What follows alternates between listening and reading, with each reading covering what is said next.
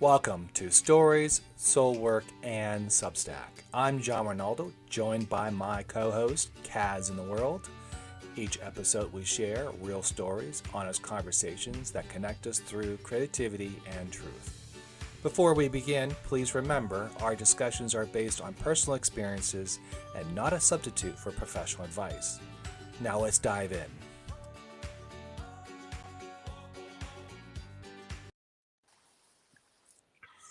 Whoa, that didn't help, right? Here you go. I'm sorry. Hey, peekaboo. She's like, I'm here. I'm not here yet. That's Yeah. okay. Tech is a Ah, thing, right? Tech is a thing. uh-oh. But that was great. She did very well. She's like, I know I'm not supposed to be here, so I'm. You know how little kids they do that. I'm not here. I'm here. I'm not here. That was perfect, actually. How are you, John?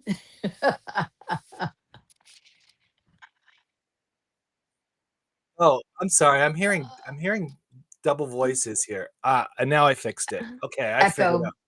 Yeah, echo, it was echo. echo. There it was. I was playing it on Substack as well. So that Oh, was the reason behind okie dokie. that. Okay, Take so two. hit Take two. two. How are you, Sorry. John? I'm doing well. So I apologize Good. for the beginning. That is totally my fault. It But come was on, that's what live is about. That's why I love live so much. Having been a live performer, you just don't know what's going to happen. And I think that that's it was perfectly cued fine. right. It was cued right. I mean, all of a sudden I just missed it. That's okay. So how was your week? Good, good.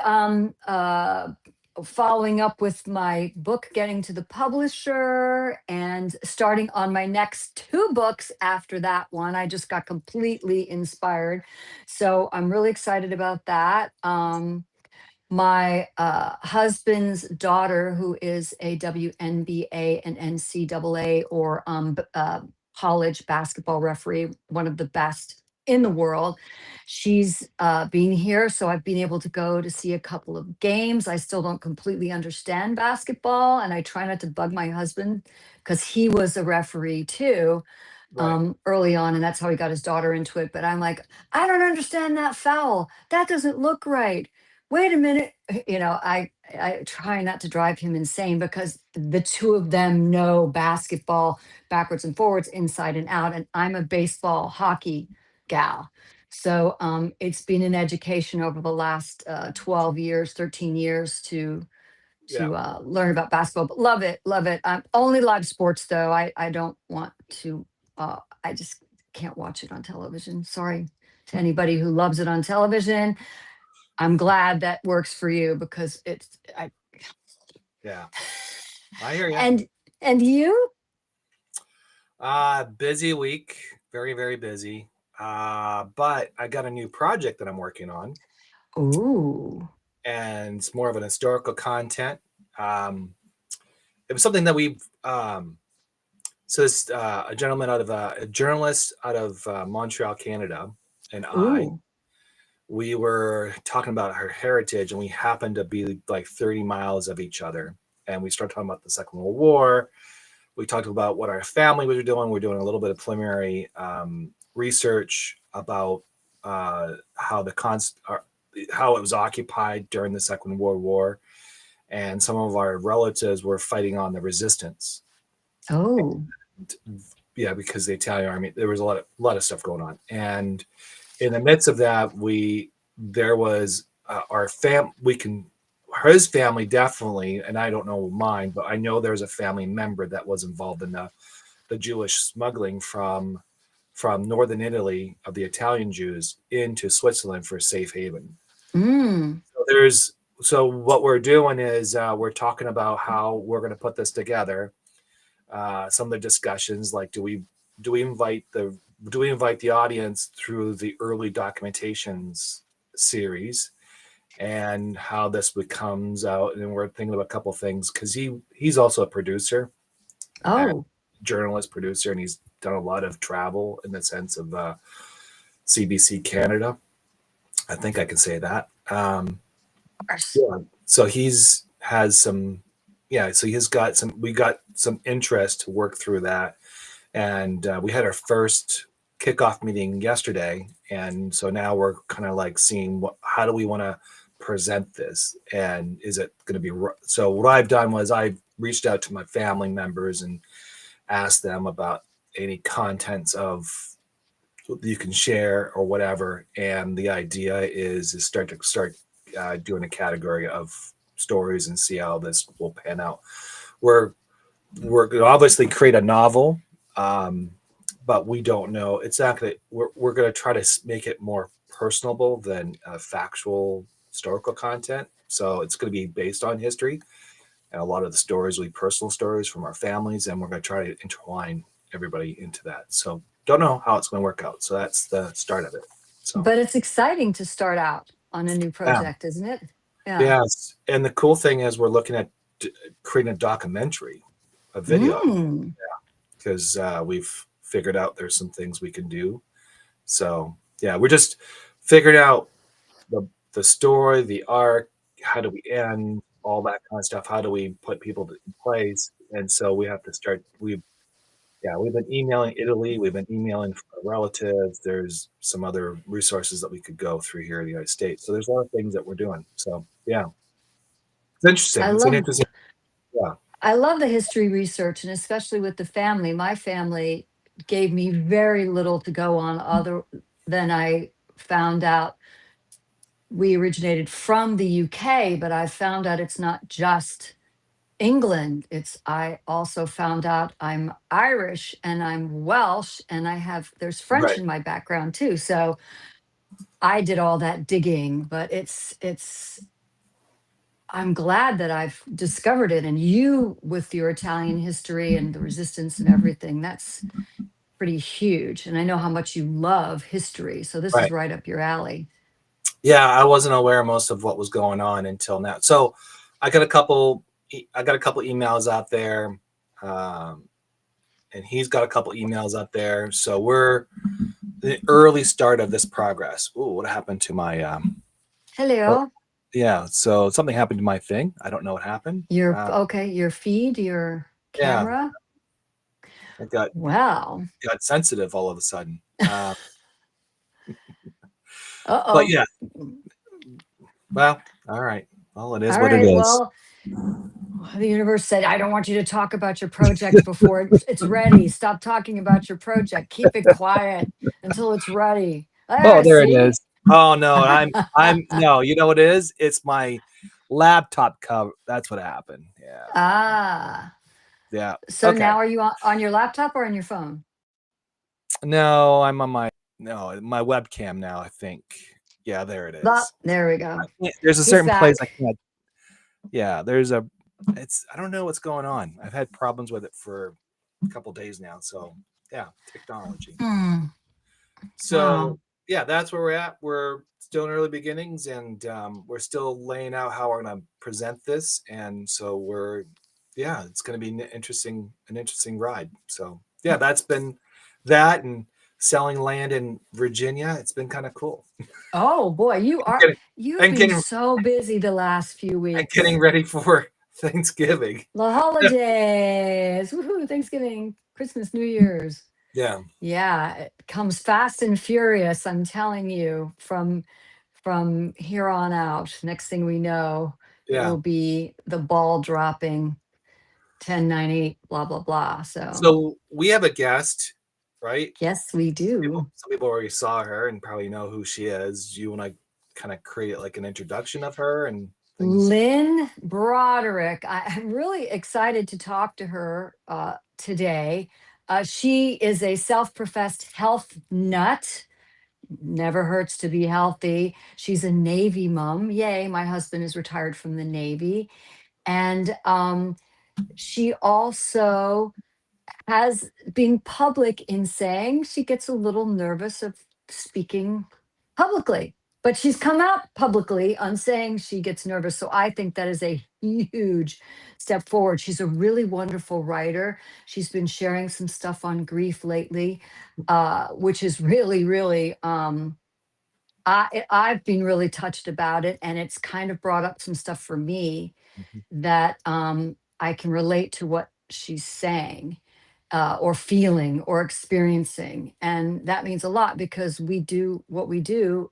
A lot of the reasons is for relatability because we want to communicate with others. We want to connect with others. And Lynn is certainly connecting. I think I connect with her on nearly a daily basis, but because she's got something really touching or informative to say. So Okay. I think we need to bring her out right now. Ah, there You she guys, is. you guys can't see me, can you? Where did Lynn go? Oh no! Oh, there she is. I'm Do you ever hiding my remember fear of that? public speaking. Like I said, little kids. Or I'm not behind my here. I'm hands. here. I'm Yes, not here. I'm here. exactly. I love it. See, you catch on fast. That will make you a very good public speaker, a very good interview guest. So Oh, thank you. yeah, Well, I'm of excited course. to be here, Well, I love that. even though I'm Lynn, nervous. you're a little nervous. Now we've had some conversations in the past. I think I wrote a story about you. Isn't that right? About you and your husband. I can't remember. I'm trying to remember. Did you? I don't know. Or were you part of a conversation I put together? I can't remember. In Well, we one were of your talking because articles. I had a note about my husband and I traveling, and he's kind of he's my hiking buddy, and it's hard to Well, keep up with him. I never had anybody that I had trouble keeping up with before. And one of our first trips together was only 4 months into our dating each other. oh wow. And he invited me to go on this sales incentive trip, and we hiked in Sedona, Arizona. And he was just like going so far ahead of me. I'm like, what's the deal with this guy? I mean, he's not even like waiting for me. What's going on? But that's just kind of what he does. But he circled back eventually. I did learn that. But I'm like going along this edge, like worried for my life. And it's like, where'd Keith go? But he's great because he keeps me going. We keep each other going. So I think Well, I that was know. related to that. And you were I, saying I should write more about that stuff, which yeah, I I will. think you should. I think there's a lot of I think there's a lot of gurus talks about health and individualism. They don't talk about what the importance of being married and being healthy together means. What I Right. mean by that is obviously food affects our mood. So if you're eating similar foods, your mood will be very similar. If your mood, hmm you eat like someone eats fast food all the time, the other person's eat healthy. Well, that's going to be a mixed bag of arguments all day long. That could be really frustrated. I've Right. lived with that before. Yeah. So, Let's just say. and I thought it'd be kind of cool based on what you were telling me, would be cool to see it from that perspective versus, hmm because Marie and I, we eat very similar, and we exercise. I mean, she's a lot more exercising than I am, I would say. But I got injuries that I'm dealing with too, so I kind of have to deal with those. But she's always in the gym. She's always pushing me. She's always doing that. You kind of need that in that relationship because if you don't have that, there's always a misstep along that relationship, and Right. one's always Totally agree with that. active, and then you see the person that's sitting on the couch and like, geez, like, why don't you get off your butt and do something? I mean, literally, that's your Exactly. mindset. Or Yeah, I went from one extreme to another. I won't go into details about that, but I've lived that before with somebody that didn't want to be as active and didn't care about healthy food, and you know, it does make a difference. And Keith and I eat very an amazing cook, so I'm very fortunate that way. I'm the sous chef, he's the chef. And it's like we have to have organic food, and I make a smoothie every morning for both of us, so aligned that way. And working out is a way to connect, that's it. so if you're doing it together. So Well, absolutely. yeah, that's how we started our journey in conversations, and then through that, Mhm. we talked about some of your backgrounds as an executive documentary person, I think, or ad contributor, Marketing, marketing. right? Uh-huh. So then, how did then all that got you here? Like, what was all that wearing all those creative hats felt like during those times, like wearing all those different ways of being you? She froze. Are Oh, you there? yeah, she froze by looks of it. Uh-oh. Yeah. Oh, there Oh, she oh, is. Am I she's losing back. you She's or are you gone. losing me? I'm trying to see if there's I'm something losing. that is going on. Is it me or is it you? Well, it's Well, you. It's you all about you. froze. Lynn, today is all about you. What is going on He here? asked I'm you a going to try to question you go. didn't want to answer, so you just, It was too Yeah, let me much. get back to you he's guys like, I'm here. not answering that question. I'm outie. I wonder if I have to move to a different location or something. We were doing fine before we started talking. Yeah, it's okay. So Take your time. You know, Do I'm what you just need trying to to figure do. out where you guys went on my phone. There you are. Okay. Whew. there you are. Here we are. So Ta-da! So you're good. She's back. I think So the question, so, Yay. but sorry the about Tech. what's yeah, going Tech. on. the Tech is so question, tech. yeah, the question was you wore a lot of creative hats, an executor, an ad executor, documentary, podcaster, things like that. What was the most fun part of doing that, or which one was your favorite? My favorite was yes, the Green Divas podcast, and the main Green Diva had been doing it 9 years already before she found me. She found me because I was a social media crazy woman, and I had my own green blog and green business. And she's like, "Do you want to be part of the Green Divas and have your own segment?" And I was like, "Well, that is not something I felt comfortable at all with." But Oh. um, I ended up doing it. We did it for 2 years, but then I got divorced. I had to get a full-time job and get paid like more money, like got money doing that. We were really on our way. We were making a great, we were on trajectory, her and I. But we kind of quit because I got divorced and, so and then she kind of gave it up. She lost work because her and I work so well together. But I had so much fun doing that. We spent time with Ed Begley Jr. Not everybody knows who that is, Oh, but yes, I he's know a who he green is. Hollywood guy, and all sorts Yep. of TV shows and everything. Um, Hawaii paid for us to film some stuff, and I just became much more comfortable with being out there. I mean, I engage and do public speaking. That's not really with, but that was like being a sidekick.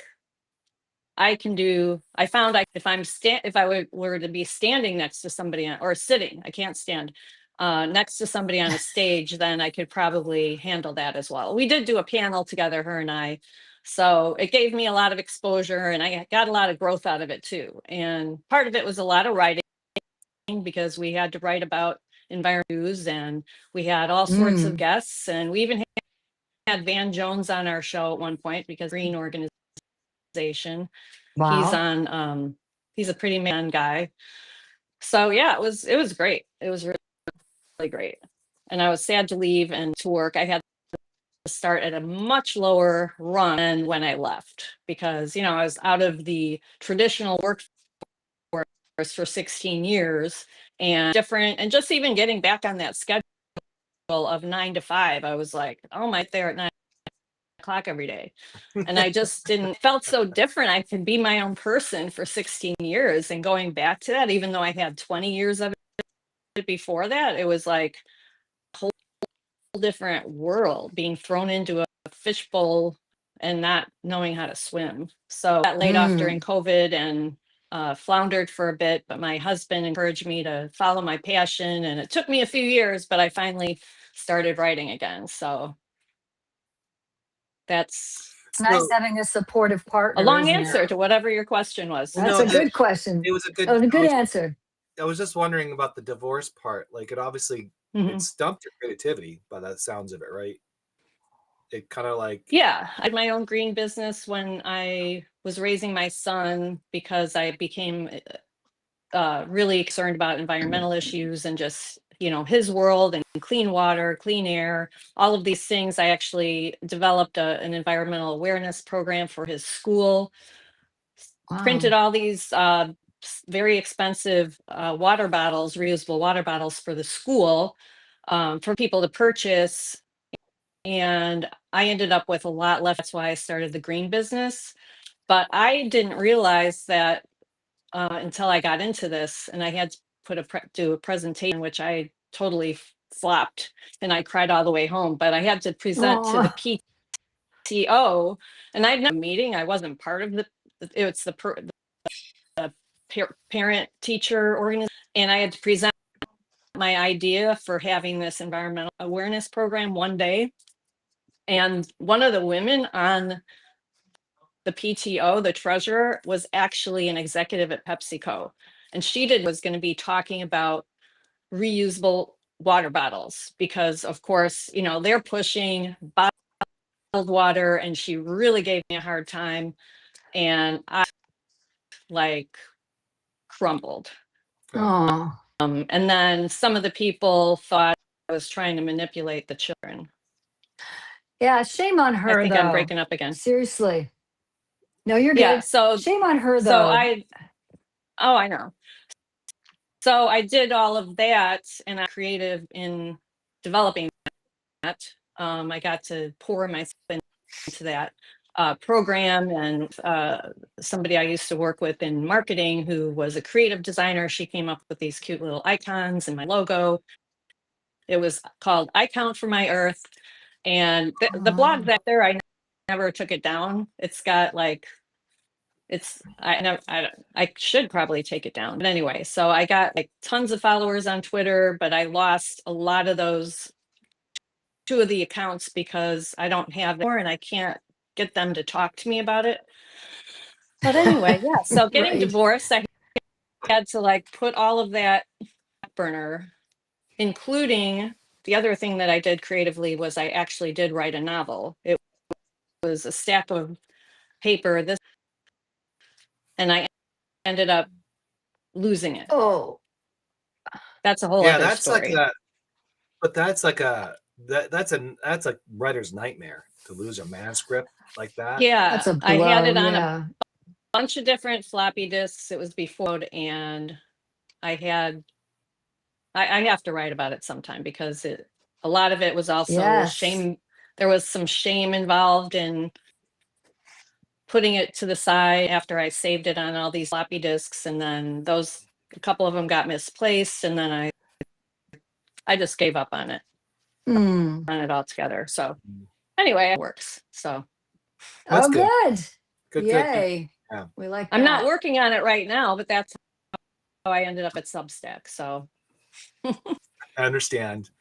We all kind of end up in Substack some way or another, but yeah, I totally understand that. So apparently a lot of us. Yes. Which I like. I keep thinking about the whole divorce, how it kind of put a tail on it, kind of ended your pursuit for that business or that passion of yours. Right. Mm-hmm. And I think most people don't understand when you're in a divorce mode, your concentration, it actually depends on the divorce, really, and depends on the 2 people. But mine was pretty hostile and draining at times. Yeah. And your creativity goes away. It can't stay because you're constantly in a battle of existence. For me, it was existing. And the other battle was, just trying to be in my children's life and also dealing with all the financial stuff that we had. And then dealing with somebody who will not negotiate with you in good, fair terms. So it was always these backdoor situations. In your situation, we were encountering something like that. Is that why your creativity kind of went away, or was it other things that were dealing with that? Well, I think because I actually had a pretty amicable divorce, fortunately. Just going back to work, and then I guess I just didn't feel like I had the time. I see a lot of people with full-time jobs that are out there writing, but for whatever reason, I was focused on my son in high school, and then I got back into the dating game, blah, blah, blah. And I just thought, well, someday I'll get back into it, Was there like and it's still, go ahead. yeah. Was there a loss of was there like in between that, was there a loss of yourself in that period of time? Were you kind of like missing something in your life? Well, sure. I mean, you have a dream of having a family, and we lived in this really nice community in a wooded neighborhood, and then I had to move to a townhouse, ended up with one like close to the tracks. Wasn't a ideal situation. My son was able to walk to school, and he got a job in the little downtown area that we ended up moving to, but it's a loss of a dream. And I hated the fact that we had to do that to our son, but it was really the best for collectively for all of us. It just was not a good situation. uh, Not me, but X was cheating a couple of different times. So there was a couple last straws in there, and I should have had go at the first straw. But it's fear, it's fear. Am I going to support myself and my son? My husband kind of plateaued in his, not watching, or Ethan, hopefully you're not watching, but plateaued in his career, found out he had ADHD, blah, blah, blah, layoffs, couple accidents of his leg, and I think he ended up depressed, and whatever. So I think maybe the affairs were a way to pick up his potentially. And so yeah, it was unfortunate that we ended up getting divorced. We tried to, we tried work, but then he just did it again. So it's like, I got to get the heck out of here. This isn't working for me. But the thing that stopped me was, that's it. I mean, that's the bottom line. One friend asked me, what's stopping you? This relationship? Fear. And that answer changed my perspective. And actually my last name, grandmother's name, her maiden name. And she was my grandfather. I never met him. He had died from alcoholism in his 50s. So he was to my dad and to her, and she got out of that marriage, which was not been in that day and age. My dad was born in 34. I don't know at what point got divorced, but that was inspiration to me. And she died when I was 6, but I just always had such a vivid memory of her and her singing to me songs from the gay 90s, like Barney Google with the Google. And I just remember sitting on up and her singing to me. Actually gave me one of the songbooks, because I can play the piano. And but anyway, so she that whole thing that she was able to do that in that day and age, and she was a secretary. I had a degree or a marketing background, so I could certainly do something. And even though I was now, at that point I was about 50, 51 so I knew I could do something. I had done it before. I made very good in my career. Now, I didn't make the best money when I got back into it. I found out that was it was going to be not quite the same. I did it, and I changed once Ethan, my son, was out of the house, I took my grandmother's maiden name, because I didn't need to have that last name. My past marriage, that's for sure. And I didn't want to have my maiden name. The last name, but the last name has a lot of symbolic behind it. It has a lot of legacy that you can go back and say, my grandmother was, a true woman, a true frontier situation, because most women back in those days don't do that. I mean, they would have just stayed. She had a lot of strength. Yeah. So I can understand why we take. That's honorable. Yeah. That's so crazy, because the same thing other happened. Last name. Sorry, go ahead. Oh, I was just going to say, and I didn't want my maiden name because it was Johnson. And go ahead. No, I was What you going were to going to say. say what you were saying is mimicking what happened to my dad with his mom. And Oh, my dad's dad was an alcoholic. And she divorced him when I think my dad was not even quite 10. wow. And she remarried a man 11 years younger than her. So, which is really which is very interesting. So that brought my dad and his stepfather closer in age together, which is quite interesting. But Very much yeah, so. family legacy. But that's great that you remember that song, even though she died when you were quite young. You remember the song she sang to you. All I remember is my grandmother getting angry at me for something I said or did when I was little, when I went to church with Oh, her.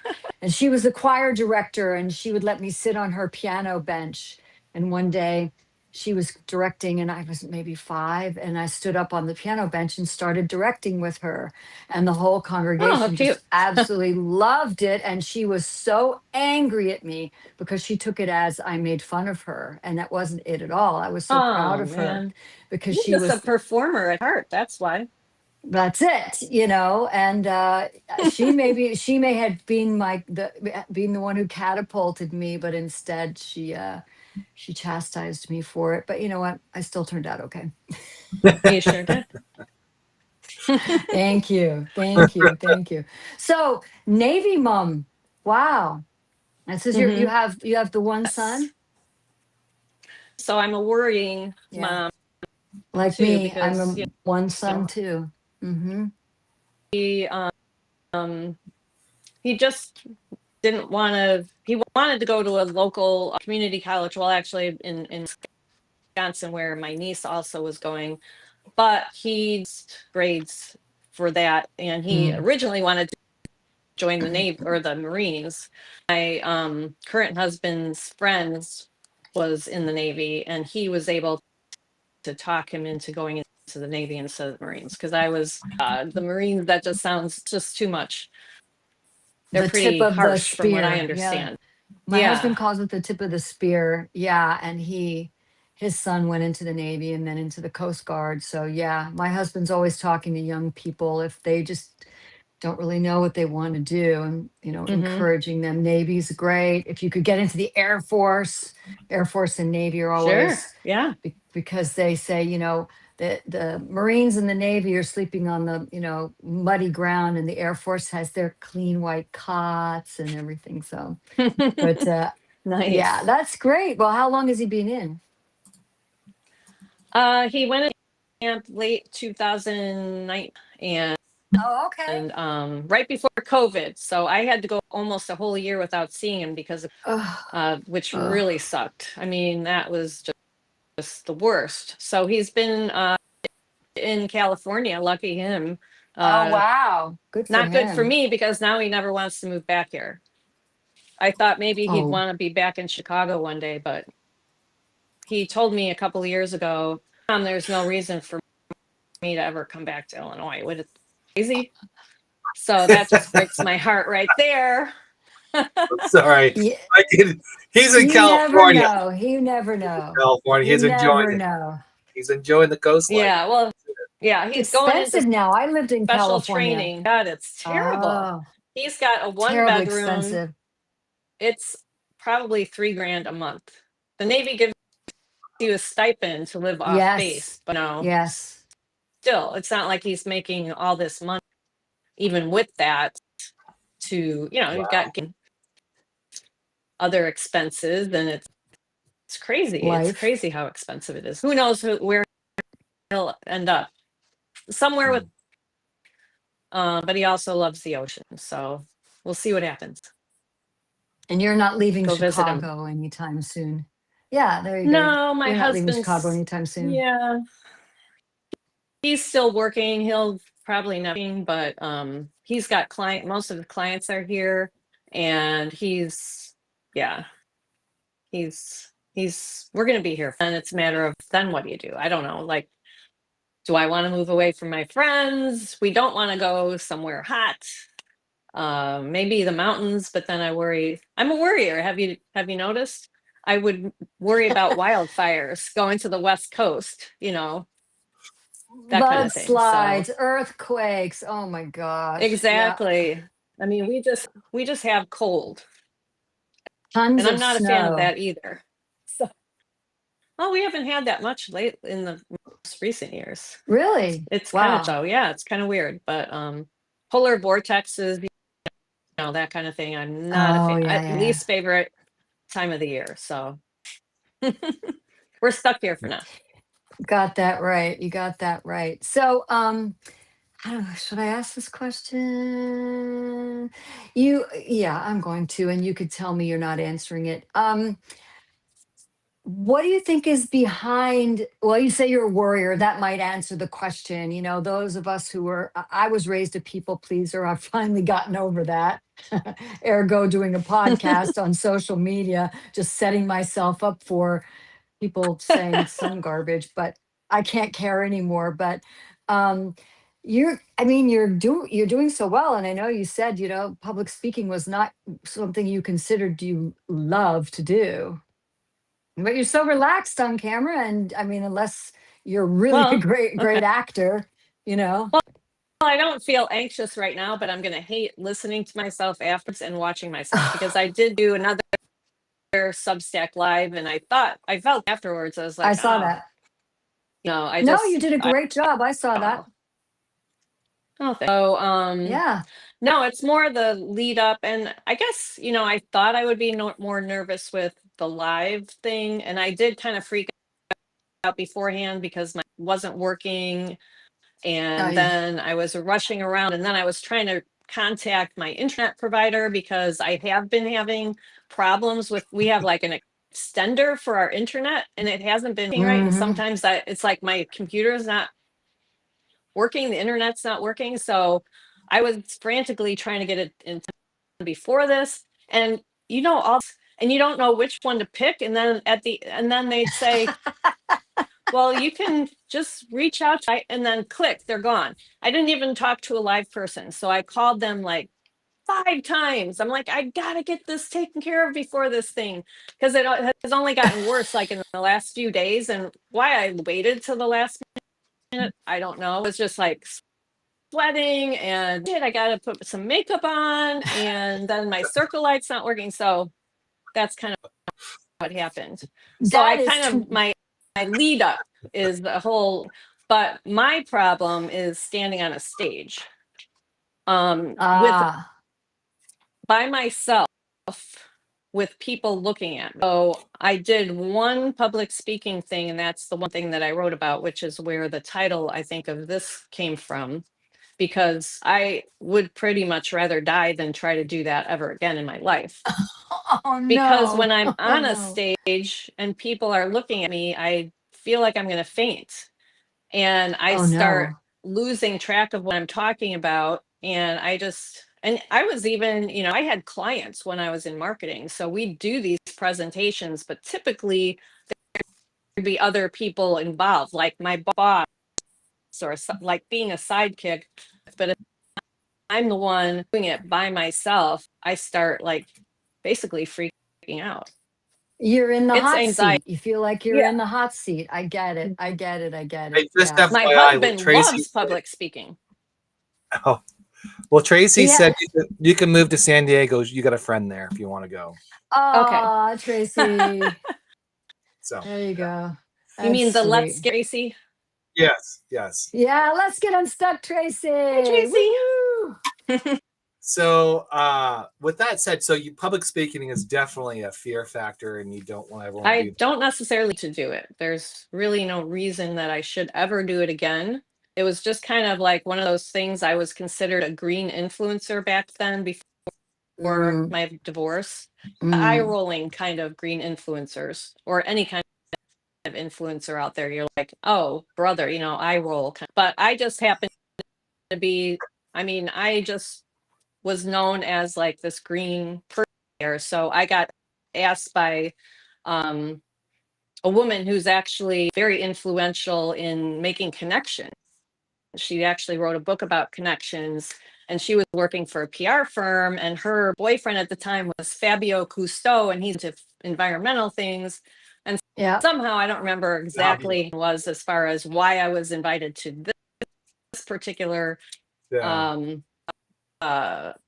It was Soda Stream. That's what it was. So Soda Stream, you can make less aluminum cans for the environment. Kind of a loose, like environmental play with it. Supposed to give a talk on, I don't know, some kind of environmental talk, whatever. So it was just kind of like, I don't know what the hell I was doing.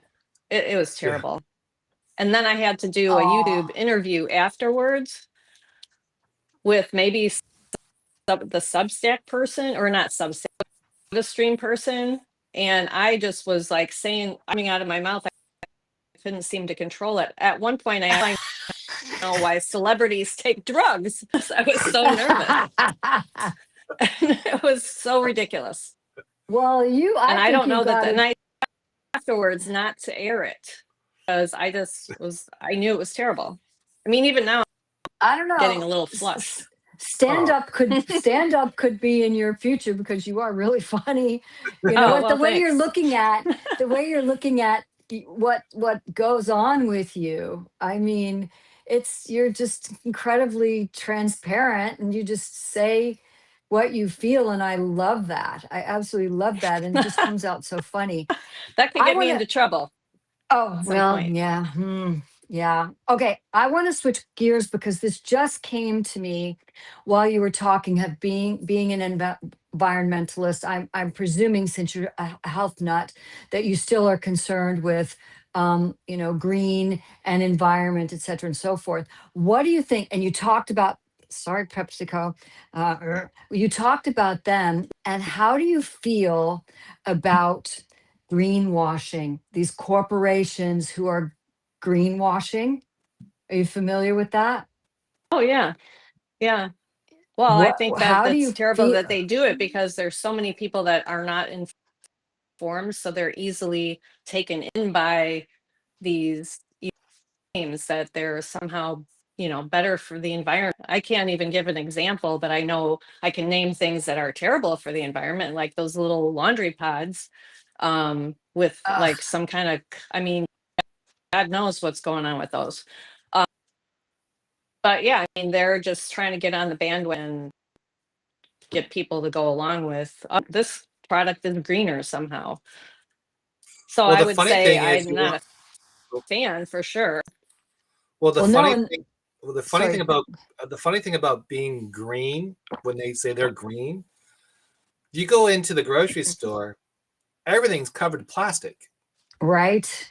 I know. And I mean, I feel terrible every time I go shopping. I don't know how around it, And these corporations. Do you think this mug is big enough? I love it. I want one. It's not a soup bowl. Oh my gosh. I remember I was staying with someone and I got exactly that. Like what I thought was a gigantic cappuccino mug. And the family I was staying with, the wife got up and said, "Why are you drinking coffee out of a soup bowl?" I'm like, I didn't know. I think the camera makes it look bigger somehow. Like, do my hands look really big right now? I love it. We're going off the rails. Going off the rails already. I love it. I want to get back to the greenwashing, because also greenwashing is when a major corporation says they're doing all this stuff for the environment, and they're really not. Like there are corporations around me that will remain nameless so I don't get sued. But I mean, the info is out there. Right. You just have to look it up, that they're saying, oh, we recycle this and we contribute leftover food there, and we're contributing money here and there, and they're not. They're meanwhile, they're just like giving us stuff into the river. Lip service. Right. They're giving us lip service, so we will get off their backs, because, environmentalists and like Ed Begley Jr., who unfortunately has Parkinson's now. I was just reading about him. I didn't know that. Yeah, I saw a video of him. His son was playing guitar and he was holding a drum, and he said he said, "Dad, beat along with the drum." And he said he didn't think he could, and he did. Music does amazing things for the brain. That's a whole nother conversation. Yeah. The fact that he was right in rhythm, beating on the drum, it was just beautiful. But Ed had brought, so much to people's attention. I mean, he's lived in a house that was off the grid and recycling I went to water that and house. solar panels. Oh, you did? Yeah, I saw it when being part of the Green Divas. We somehow, we ended up going. Green Diva Meg had a connection to him before my time, and then California, we interviewed him, or she interviewed him. This house that was still under construction. We even rode in his car that he had plugged in over at Science Guy's house, but Bill, so I didn't get to meet him. Dang. We're not talking like, but to me, Ed Begley Jr. was Tom Cruise, the Tom Yeah. Cruise of Yes. environmental Hollywood people. So anyway, so I've been to Yeah. that house. Yeah, He walked the talk. He really did walk. I'm riding his bicycle definitely. everywhere. He really walked the talk, but it does really, my son worked for a we both worked for the same corporation, just decades apart, that said they were doing all of these things. And, if you talk to the employees, they said that was just a smoke screen, just to keep environmentalists and those of us who actually care that there's a Yeah. planet after we're gone. Um, yeah. That Well, I drives always me. tell people you better be careful when the municipality says they're recycling. They're not recycling.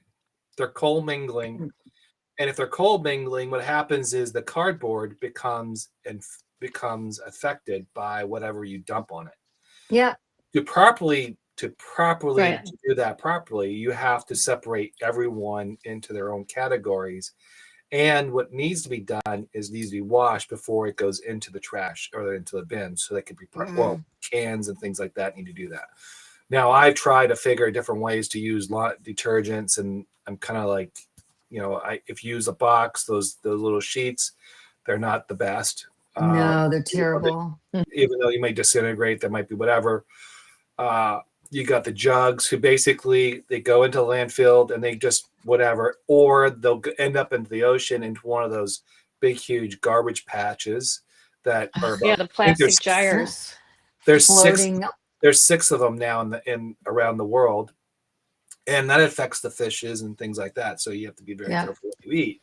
So it does change the environment. But one of the things that I do home is I try to limit plastic as much as possible. That's the number one thing you should do. Yes. The second thing is you stop drinking water out of plastic bottles, because that's, Yes. Oh yeah. Plus, you're getting some of those microplastics. well, Of those bottles. unfortunately But in they're our in our blood, in ages, our brain, and everything else. yeah, unfortunately in As our far as age, they're already there. Unfortunately, Yep. it's already there. Yeah. You're Yep. not going to get rid of Yep. it. hmm They're a pest, Yep. like they're just part of your life now. Yep. And it's just sad that when I talk to them, when people say, well, we're recycling, and I say, no, you're not recycling really, because all it does, it goes into a deposit, it goes into a transfer station. Transfer station takes the garbage, basically throws it back into the garbage, and it goes in the garbage dump. That's what it does. You may think you're recycling, but it's not.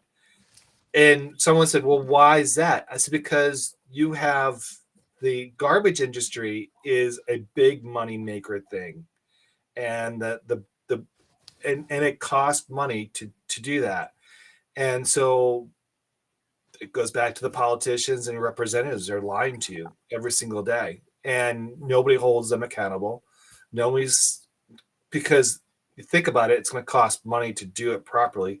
I know in Vancouver, Canada, we started recycling back in 1978. We started with three things: cans, bottles, four, plastics, and paper bags, or not paper bags, but newspapers and cardboard were segregated out. Now they're up to like 12, and they take your compost. So the sad part is that I don't think saving the environment. It's not about the saving the environment. It's actually doing what's right for the environment. And what we're not doing right for the environment is maintaining it and keeping it going. And so the environment has our rights just as much as we have a right to live on it, but we also have to understand that we have a right to take care of it. And if we don't take care of it, we have a responsibility. We're going to have landfill after landfill all around. But I mean, incinerators are going to, like, people are going to start burning trash again, and it's going to get a mess. So, I mean, I don't think there's a really good solution, but I think when you start focusing on yourself and say, I want to eliminate as much plastic as possible. Now, it's difficult because when you go to the grocery store, there's plastic everywhere. But if you can reduce as much as you can to the bare minimum, and then treat that as some type of contaminated source, that you just got to throw that away properly. And if your society doesn't do that, that's another problem. I just think overall, we just need to be a lot more conscious as humans, and that's going to change policy. The more we focus on us and our home, that's going to change what corporations do, because remember, pattern of purchasing changes that. So once you stop buying crap, the faster that changes, because nothing speaks more than hurting capitalism by not buying. And until you start doing that, nothing changes. Yeah. So go to Starbucks, continue buying your Starbucks. You know, that's a number one killer too, if you don't think so. The plastic containers are all bleached. They're not, I mean, you're drinking bleach, more or less. If you go to the styrofoam, you're drinking styrofoam that's bleached. I mean, everything you're drinking out of those containers, whatever you want, they're all, think of it, you're drinking bleach. That's all you're doing. And you're digesting that. So the quicker you stop doing that. Yum. Yeah. Right. My every little bit can. Yep. And hotels are some of the worst offenders. I mean, we travel quite a bit, drives me crazy. and they will feign, here's a recycling bin, and here in your room, here's a recycling bin, and here's a garbage basket. And a housekeeper told my husband to his face, "Oh, we just throw everything in the same." It does, because we were separating everything meticulously. No, we just throw it all. It's not being mandated. That's the problem. Like your city, like your township, like your city or your municipality or whatever, or borough or whatever you live in, they're not mandating until you get their attention. And as long as people, like, if you are a leaning person that wants environment, don't go to the state, don't go to the feds, go to your local county or your local municipalities. Force them to do what you need to get done. Until that changes, the rest of it doesn't make sense. And we can all take lessons too. When I was in Germany, staying with my best friend, she had all of these different bags with green glass, amber glass, white glass, wrappers, plastic, minimal plastic wrappers from things that she bought at, say, Aldi or Lidl, cardboard. In her kitchen, there were 6 or 7 bags. And then when we went outside, I'd never seen so many recycling bins in my life. There must have been 8 in a row on her street. And it was they're very strict about it. And she was, no, don't put that there, put that in here. And that's not the exact right kind of plastic. And no, that's green glass. It needs to go in amber glass. It was just, I was so impressed. I was really, really impressed. And I don't think that's the top country for recycling. I think there are other countries that are recycling even more so. The thing, and there is so much around recycling. Like, what kind of plastic can you put that in there? And is it number 6? Is that okay? My husband will put it in there. He's like, let them figure it out. I'm like, I don't think that's not how it works. They're not like, hand picking what's going to go where. We kind of have to educate ourselves, but still it's not it's definitely a flawed process. No, when I buy stuff, if it process. When I buy stuff, I buy glass. Because I know it can break down, because it's sand, really, at the end of the day. If you break it down, it turns into sand. So that's number one rule that I do, is like, if it's glass, I'll buy it because I know it's safe and it's been sanitized correctly and it's not whatever. The next is cardboard. So if you could buy cardboard, Mm. that's good. Your meats, you don't have to go to the grocery store. You can go to a local butcher and they'll wrap it up in the old ways of bags, the old paper bags, Paper. Mm-hmm. which is even Right. better. And you could say, well, I don't want you to wrap it up in plastic, and sometimes they do, whatever. But it's minimum. Now you know where it's coming from. You know where the source is. The more times you go to the grocery store and you buy their version of the food, the more you're promoting that type of recycling. You're promoting that type of waste. Like I said, you have to really be more of a conscious of it. And Right. there's tons of websites out there. There's tons of information for you to understand how to do it right. And I wish you didn't stop. I wish you guys didn't stop. I wish you guys continue with I your know. program. There's It's so many. We tried to start it years ago. She asked me to try again and again, but now there's actually so much out there, which is good. Yeah. There's so Yeah. many. We were one of the first green, if not the first green living podcasts that ever was. Because I think it started in 2009. But when we started back into it, you've got all these much larger entities Yeah. and podcasts and everything with like hundreds of thousands of followers. We could have been there had I not gotten divorced, and had we also didn't have the funding to promote ourselves properly, probably. So we tried it Mm. for like we gave it a 3-month period. But we realized we just couldn't, as hard as we were working, it was a lot of fun doing it. We just couldn't break through all the content. And plus, she had to take care of her dying niece. So that kind of played a part in it as well. But we tried. So you think, so you didn't grow much? You just stayed stagnant, or how did you Well, no, measure back that? when we were doing it, well, before my divorce, we had gotten to like a downloads in total over time. Wow. We were having growth in Wow. social media. We were getting some amazing guests. We just had like an interested, but then, it all kind of fell apart.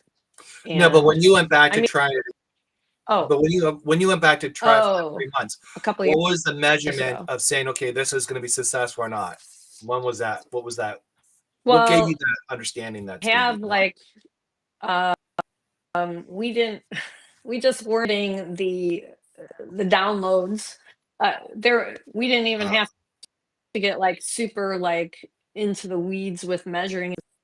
It's just like we were working so hard and we were like fatigued, also a little discouraged by the fact that we were the ones at the time back before my divorce, and then getting back into it 10 years later. Yep. Everybody had leapfrogged beyond us. Through that, we would have needed to have funding to boost Gotcha. our social media posts and all that, and we just didn't have it, and she like couldn't do it because of her situation. So kind of a lot things like that came into play. So, but we tried. So now It was fun. so you went through all that, and now you're on Mhm. Substack, right? So what is Yeah, suddenly then yeah, so how does that all of a sudden here I am. so how does that I mean, you went through a lot of, I think, was it 9 years you said in between, or how many years between your divorce to now? Is it 5? Okay, so I got divorced in 2015. I went back to work 2016. I went to work at Sears, and then I knew that was going to be short-lived because, Sears. Yeah. My dad actually worked at Sears when I was a miss kid. Sears. So, There's nothing I don't wrong know. with that. They- And sometimes you got to do really what you could have got to been, do, yeah. right? I mean, I've been there, done that. One time I was just me and my son, and I was working 7 part-time jobs. So you got to Oh do my what you got goodness. to do. Yep. Absolutely. So it was close to where I was living at the time. So I did that after a couple of years. And then I went 8 months without a job. I was, oh my gosh, talk about I was like, that was my first panic attack towards the 8-month mark. I'm like, oh my God, what am I going to do? Finally got another job.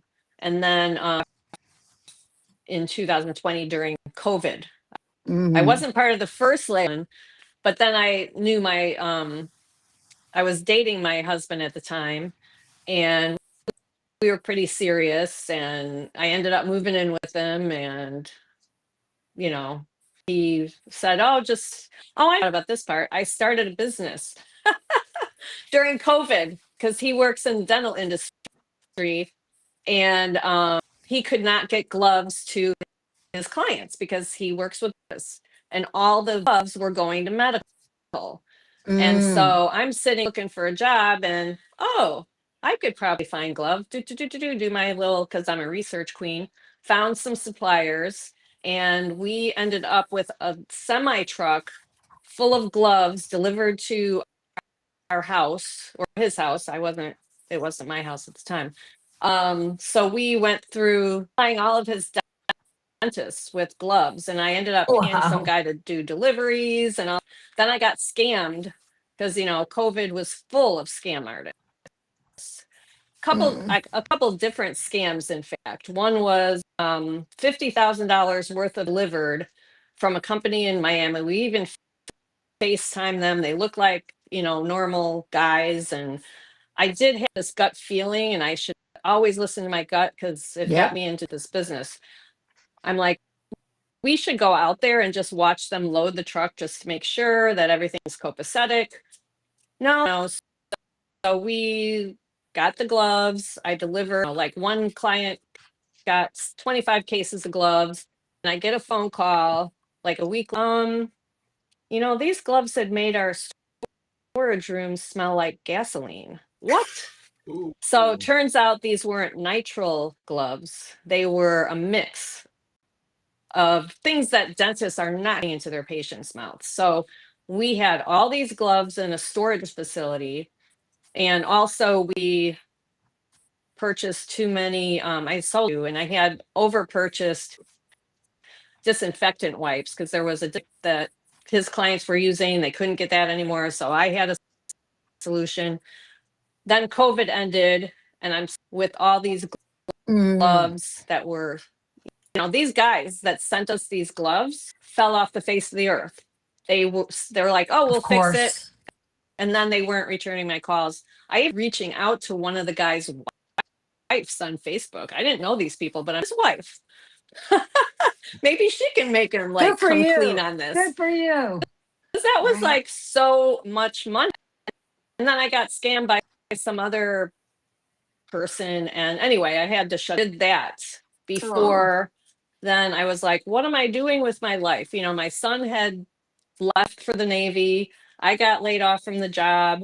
Then, I moved in with Keith, and I kind of floundered. I don't even remember what I was, just kind of doing whatever. I was helping him on certain things that he was doing with his business, and said, why don't you get back into writing, blah, blah, blah. So I finally did doing that, and started working on my novel, which is now sitting over on the back burner. It's the long-winded story of how I ended up here on Substack, because I just couldn't get back into the novel. I had the storyline, I had all the characters developed, a ton of characters, thorough pages upon pages, probably 100 pages of character development, a 74-page outline. So, it's more than an outline.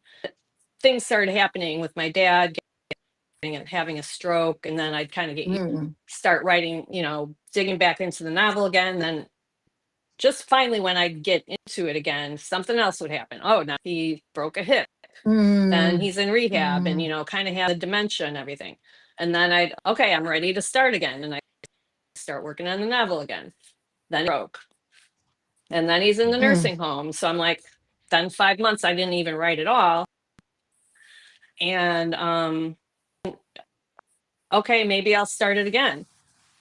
My dad in the nursing home. Then my mom, all of a sudden we find out she's got stage lung cancer that spread to her brain and her lymph nodes. Okay, I can't write again. So then my dad, died and wrote his Mm, obituary. So, hi, I'm writing again. Whoopee. And then after that, I was inspired to write a poem and like a little tribute to him. Don't get me started. I'm not going to mm. cry. And Aw. I published it actually on Patreon initially because I was the Patreon and Substack. I published it over there, and then I did more reading about Substack because I was torn. Like, did I make the right decision? It was totally silent over at Patreon. I published a couple things over there, and it's just the people that read it were like my 16 subscribers were a few people I knew and other people from, my channel. And then I decided over to Substack, and I'm so glad I did. And I realized while I read about the community Substack, and that's how I ended up here. This is an Substack. So, but They Patreon, love us. They I've never love been us. on. Their names in our title. I've never been on Patreon. I've never been on Mm, there. nor have I.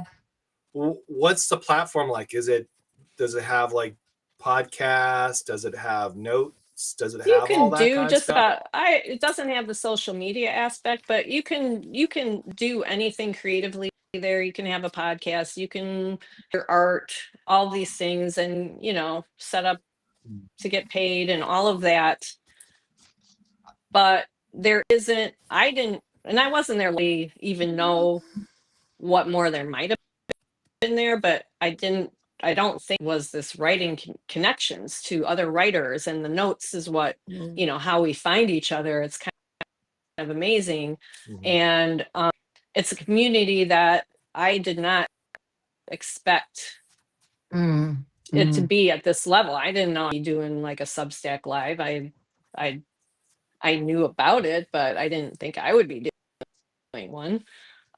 This is one so Surprise. far. So that's what I'm very excited about. And actually, I also am sort of it's kind of scary that, and maybe you guys experience this. I think I'm escaping a little bit, of course, through grief. I'm going through pre-grief for my mom, and the holidays are Mm. coming, and and then I was sick for a couple weeks, and Mm. maybe I had a little bit of depression. I did. That's true. So I gotta like notes. I gotta like this. And I get so sucked in. It's like a social media addiction that I have right now that I'm trying to break myself from. That's the honest. So Well, it's this weekend I actually, took I the have hit my, what, go ahead.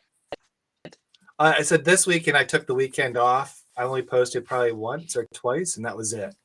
So I just took a time out and just went to do my own thing. Yeah. Sometimes you need that. You need grounding. You need to put your Yeah. feet on the ground and kind of like make you feel like more alive because you could get consumed in this world. There's a balance you got to find. And it's like I stare at my phone and I feel like I don't know what else to do in my life because I'm just kind of Yeah. in this little, Mm. like waiting for that other shoe to drop. I did get myself out of it and then I got sick. So I fell back in. It's a very deep, Mm. deep hole of Substack notes that it goes like a universe of of different drugs, almost like you got your cocaine, you've got meth. It's all out there on Substack. It's like every note a different dosage or something. Yeah. Yeah. I It's never, not good for you though if you do too much. but No, patron none of it sounds like, is. None of it yeah, is. Ugh. patron sounds like more of like the early days of Substack. That's what it sounds to me. Well, Okay. Yeah, that could be. it's paid because a lot of people that I've known about Patreon is where they send you to support their work. So say they do Oh yeah. a podcast or they do a YouTube video or they do an Apple podcast Right. or they're giving you their own news outlet or It's like a whatever. website. Go to Almost. Patreon and Right. support. That's where they're collecting their Yeah. money is via Patreon, Right. I as far remember as that I now because understand it. I was listening to a sleep podcast once, and that's Mm, what they said at the end, like, oh, support my, like, obviously, if I was to the end, the sleeping podcast didn't work. But at the end, they probably at the beginning. Yeah, it seems that's pretty Was it- self-evident. Like Yeah. Patreon to support me. I'm not going to Yeah, support I you to mean, sleep. That's not right. And happening. why would you put that at the end? That's We should funny. not be with you. You should put that at the beginning, not at the end. It's like support my podcast because I'm inspiring. I don't feel inspired. Right. Oh my gosh. But yeah, That's you're funny. right. It was a lot of different, like, going there for getting paid for those kind of things. Yes. So what's next? I mean, you're still helping. Are you taking care of your mom, helping to take care of your mom, or Well, that's she part of is, the yeah. I'm trying to spend, she lives about 50 minutes away. So she's living. oh, that's close. The miracle is, but it's just a saying, a miracle. I'm not like a miracle person. He was diagnosed in February. Maybe I'll become one. You never know. Hey, She's in February. They said she's got weeks, maybe months left to live. Or no, months, maybe weeks left to live. Same difference. And I'm like, oh my God, and here who's she is. gonna die first? They were literally in a rush line. Like my mom joked around, we're your dad and I, who's gonna, and so because my dad was in a nursing home, unable to care, couldn't, well, he started getting very like determined to try to feed himself very, and he could do it to a certain extent at towards the end because they just finish feeding himself, but he couldn't speak. He had to have a lift to go to, they had diapers and being he couldn't shower, he couldn't walk, nothing. Anyway, so it was waiting which one's going to be first. And my mom is living independently. I handle all of her finances. She does, her memory is not very good right now, but she's living on her own. She'll take the shuttle to Walmart to do her grocery shopping. They have, this little shuttle service, and she's in a little retirement senior living place. So she's in the independent living. She has Wow. no pain. But he's like, Wow. did she get misdiagnosed or something? But and she's in hospice. The hospice nurse just said, sometimes people outlive their prognosis. It's the average is 3.2 months for somebody of her age with her, but she's at whatever, however many months since February. She's still out there, She living, but she rallied. has started saying, I don't really have to take care of her I just not have to, but I go there weekly to, so I can take her out lunch.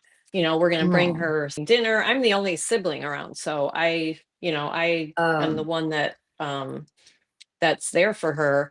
And so, we're just kind of taking it one day at a time, but that's the other, I'm just kind of waiting for that. I just hope she doesn't have to suffer.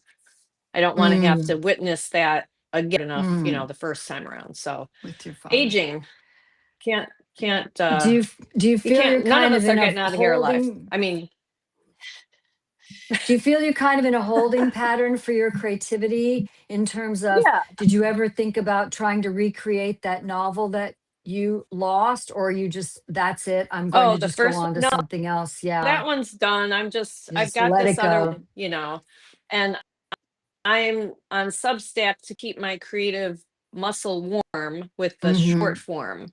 Mm-hmm. And I feel like it's actually to find my voice with positive reinforcement. You get all these sort of, comments on posts and everything. And I feel like, okay, yeah, I'm definitely feel like I'm a decent writer and I can tell a good story. And my story, like my husband, tell people, oh my God, she's writing a novel. It's going to be a movie one day. I'm like, do that because you're really, Way too much pressure on you. here.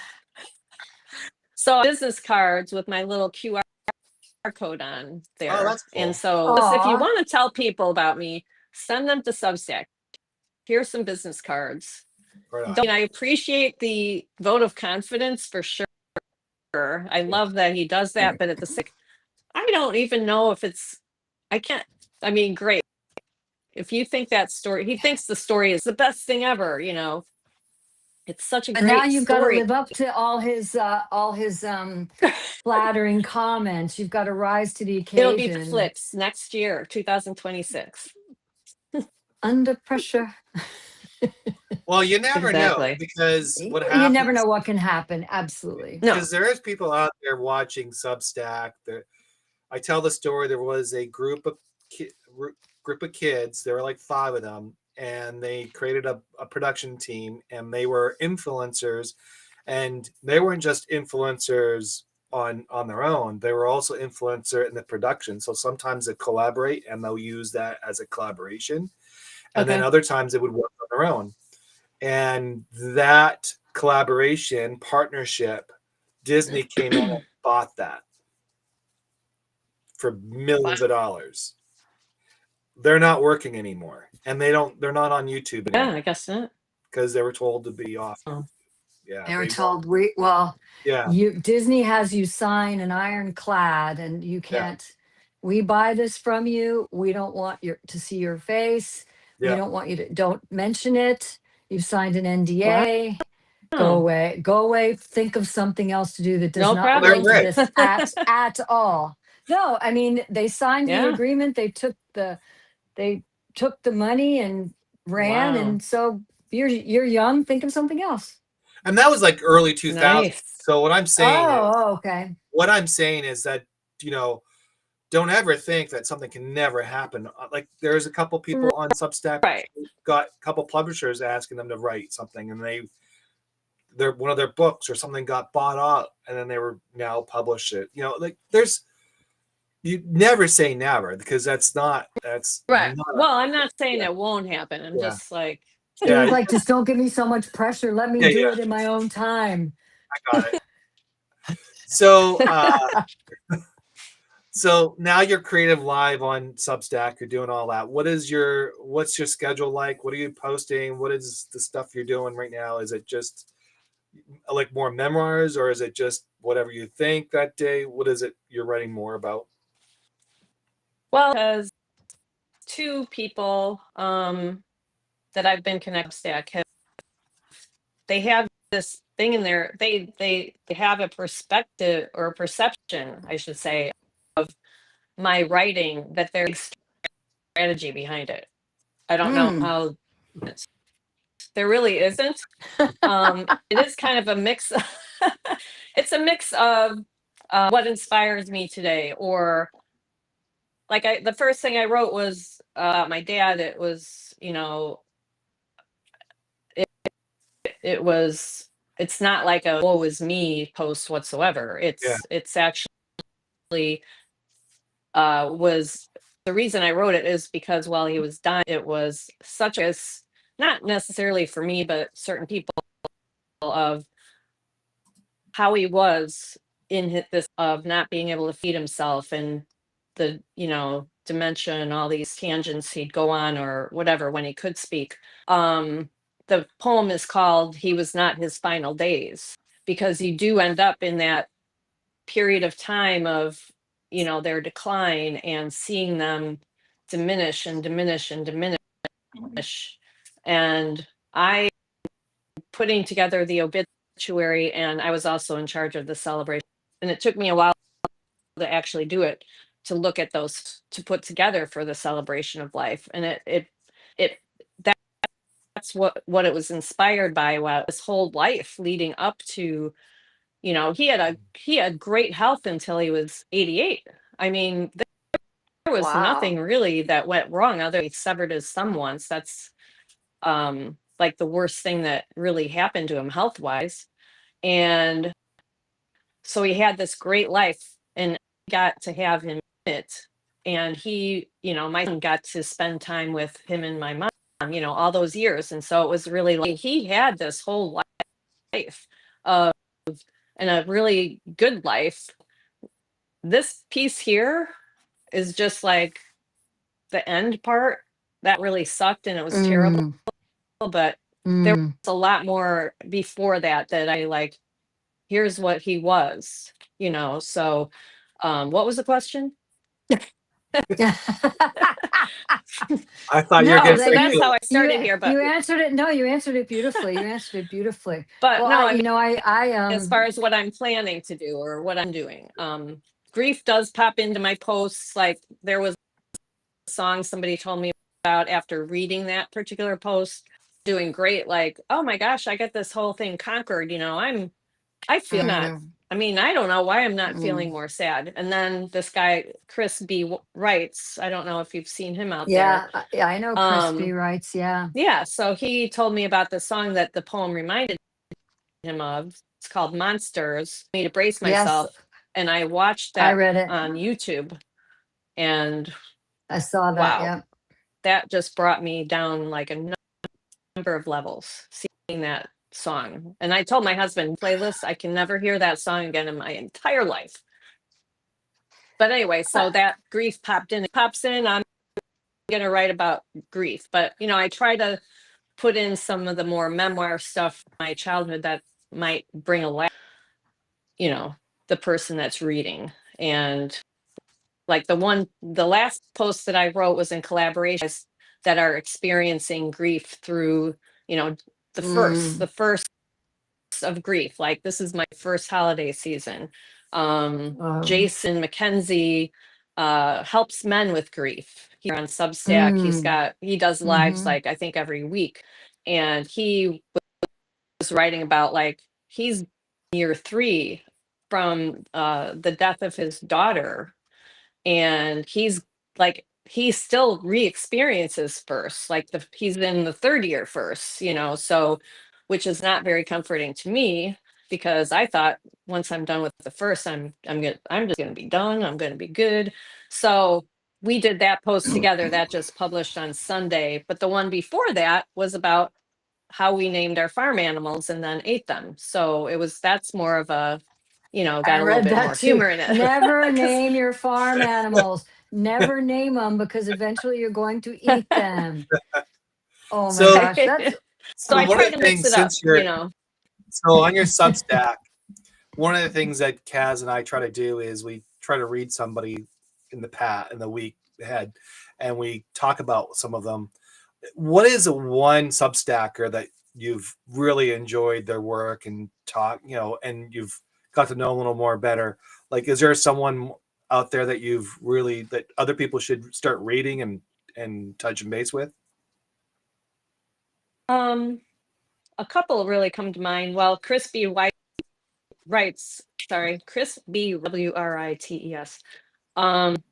He's one of my favorites. He writes about his experience as a caregiver for his son, Bray, and oh he writes yes. yeah. Yes. So I really, I don't know. I'm a caregiver in a certain way myself, but seeing somebody care for their child in that way, I don't know. It's an inspiration to me in just my own life, and it just kind of gives you perspective. Just so positive about it, and just his whole journey of caretaking. He just, I don't know. He's a shining light. And I also like Let's Get Unstuck because I feel stuck, so I like reading about getting unstuck. I say. Yep. Tracy, I how about say. you, There's Kaz? so many. Me. Well, the person who is stuck with me in the last week especially is David NAM, Mm. and he has all of these amazing, easily digestible, philosophical, contemplative, uplifting things to say, and he accompanies them with cat videos. Helpful Oh, how Cats, I think it's called fun. Helpful Cats. And my sister's a cat expert. She actually Really? will advise veterinarians. Yeah, and we've had cats since I was born. And It's amazing how he'll write this passage, and then the cat video, whether you like cats or not, you will. There was one yesterday or today that was cats and dogs, and they can't get on together, but they do. And you'd see one cat rubbing up against a German shepherd and lying down with it, and then the owner of the person of this cat would pet the cat, and then the dog would pet the cat. I mean, this was not AI. It was really, really good. But yeah, shout out to Wow, David Nom. Always lifts my spirits if I that's happen to fun. be in I need the to connect to that one. doldrums. Yeah, helpful cats. He is helpful, and it's cats, and so Is that going yay, to be David. another rabbit hole for me? Yeah, well, he posts every day, so that might be a good Uh-oh. one. It may because what you were saying about grief is that I lost my dad in 2017, and I lost my mom from COVID in 2022, and Oh gosh.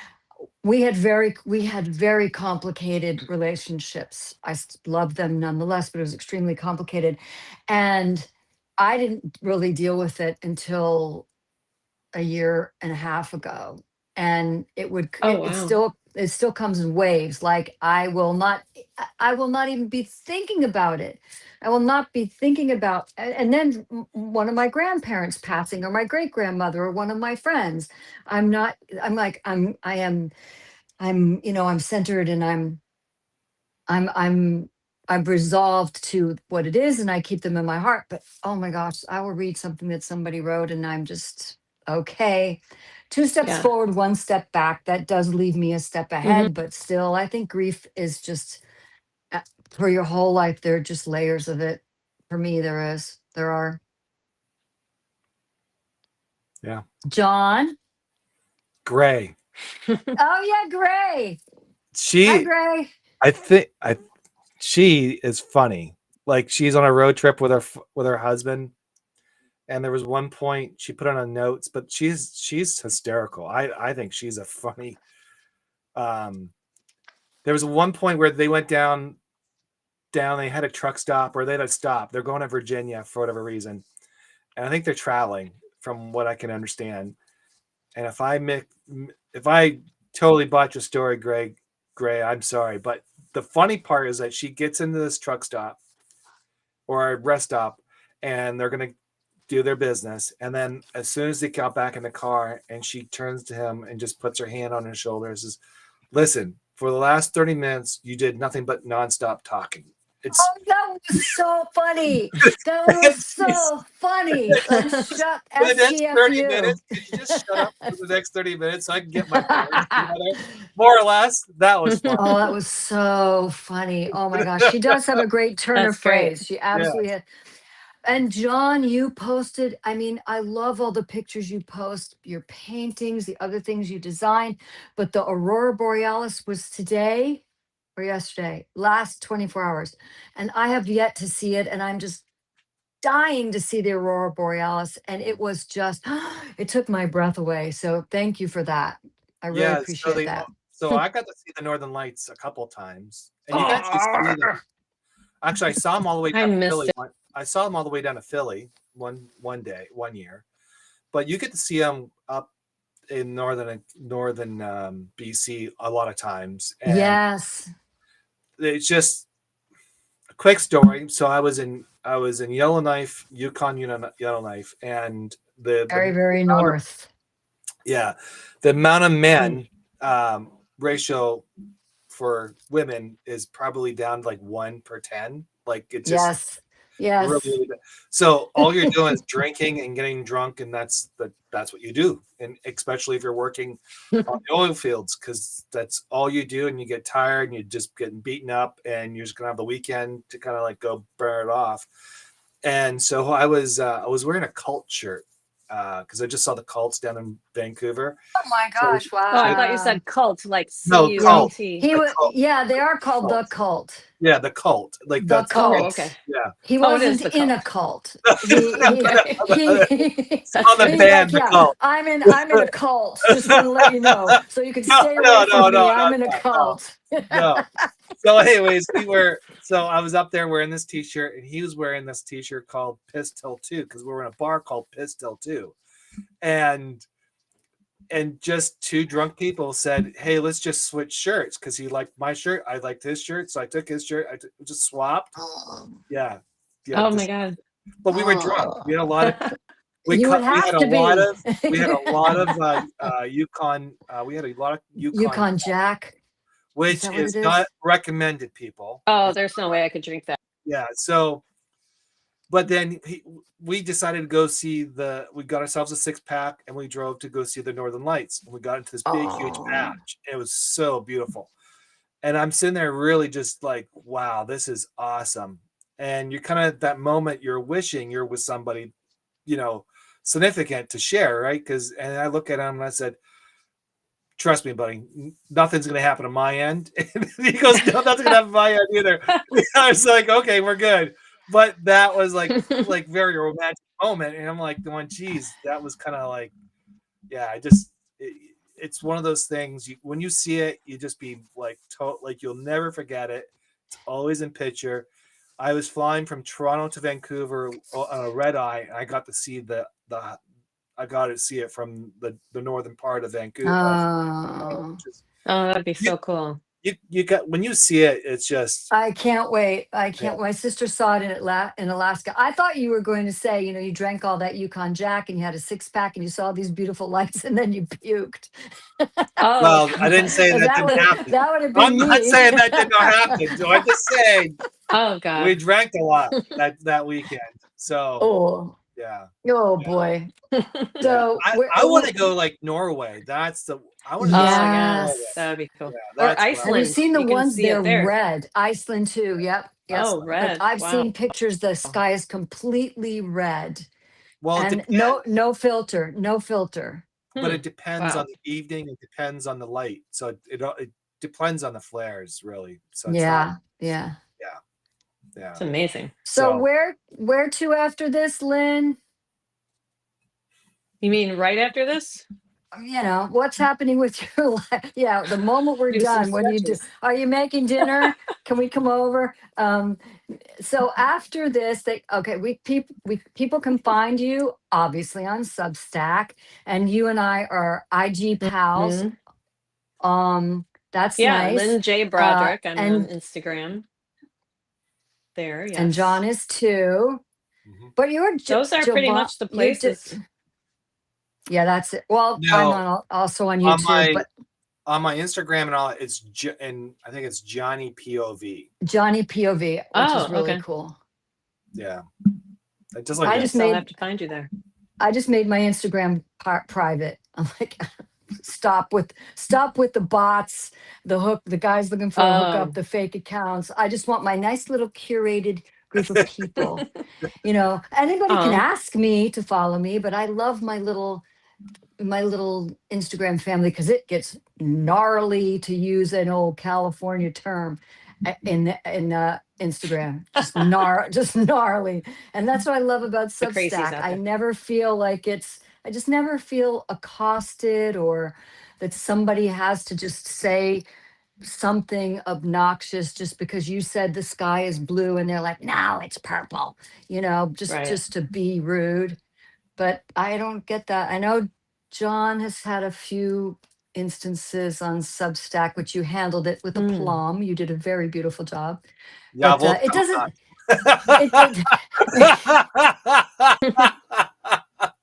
That's a whole episode, I'm telling you right now.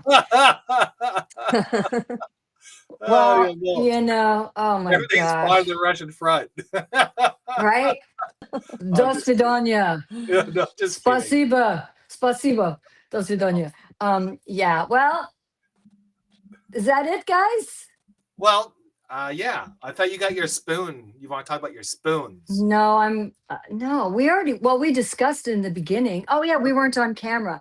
So Lynn has been one of the people who, a few episodes ago, I ended up randomly talking about my favorite spoon because I looked in my spoon drawer, and I have favorite things. I revealed today how much I don't like red roses and I don't like diamonds, which I guess I'm an unusual woman, but I don't know the reason. I just can't stand them. But I have a favorite spoon. And mine's the teaspoon with the long, thin handle. It's a small little bowl. And Lynn, you have a favorite spoon. What is it? I do, and I just happened to post a note about it, not knowing that you had a favorite spoon.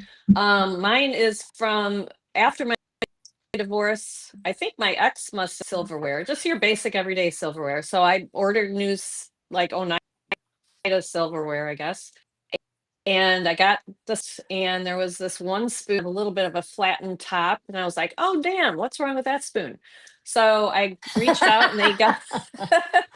So I reached out. They sent me a new spoon, but I kept this flattened top spoon, and all of a sudden, it was like it just became my favorite spoon. And after my son was gone, it was sort of like this new Comfort beginning, maybe. spoon. I don't know. Comfort. So Yeah. anytime I see that it's time for that spoon, it comes up in the rotation, top of the, and I'm like, oh, it's my favorite spoon, and it makes me and like, well, maybe I'll talk to Ethan today. Not Aw. likely, he's terrible at communication. Maybe, I don't know, but yeah. So it's my favorite spoon, and my husband doesn't even knows that I want to use it if it's clean. It's the one I go for. See, John, we can talk about spoons. No, but you could talk about teacups. This Oh, teacup. yeah. So you I can't love see- teacups. Oh, that's cool. I This came want that from- one. Where'd you get This that? came from China. I ordered this. That is so beautiful. See, and I am the teacup queen. I have And, got cups from all over the world and, it and vintage glows. ones. And it Wow. glows. I don't know if you can see Oh the my glow. gosh, I love it. It looks like Oh, it's wow. mother of pearl. It looks mother of pearl. Yeah. So yeah, I got Beautiful. this. I got this off of TikTok. They're opening up. I didn't know these, you could buy things on. Yeah, you can. Oh my So- gosh, everybody I don't know sells anything everything that you can about possibly TikTok. imagine on TikTok. But It's, there's- it's There's several accounts or a couple accounts. They actually open the Keurigs. Like they'll put them in the thing and they'll open up and then they'll crack them open like the old ways. And then like some of them, like some of them are tossed because they have something's wrong with them, missing the bottom. defects. Okay. Defects. And then there's ones that come out just beautifully. And this one came out and I went, oh, I just want that. That's all I did. Want that. And I bought it. I was like, that was Nice. $50. And I was like, okay. I was wondering how long would it take? It took about 3 weeks to get here. Investment, right? Well, Very beautiful. It's cool, but it was just, I just thought it'd be nice to have one of those. Oh, I'm gonna have to find one, but not the same color. I collect them from teacups from all over the world. I have vintage occupied Japan cups. I have vintage Chinese ones. I have ones that are so tiny, but there's a dragon inside of it and it's raised. Well, Kaz, Cool. I'll sell this for you $100. $100. Gotta make Let's a have a bidding profit. 45. No, you need to funny. keep that. You need to keep that teacup. You Oh, absolutely do. That's a nice. Well, okay, now we're going to start talking about spoons and teacups. No. Well, you I bring like it. big giant I will. mugs. Okay. Yeah, the one's as big as your face. All right. Well, They're as Lynn, big as hey, the rim. hey, Lynn, I totally appreciate you coming on today. Thank you. Yeah, very thanks much. for having me. And, Been great. Lynn's gone. You Bye. can find Lynn on Bye. Substack. So if you're, we'll talk to you guys later. Thank you very Yeah. much. And Thanks, for all John. those Thank who you. attended, thank you. And see you next week, Yeah, you guys are everybody. blessed. Happy holiday. All right. Thanks for listening to Stories. We're Soulwork, done. He and cut us Substack. off. We're so glad Oh. you're here. If today's story made you think, smile, or feel something, share it with someone who needs a little light. You can find us anywhere you love to listen on YouTube, Rumble, Spotify, Apple Podcasts, and other streaming platforms. And don't forget to subscribe to Kaz and John Substack for updates, behind-the-scene notes, and upcoming guests. Keep writing your truth, keep doing your soul work, and remember, your story matters.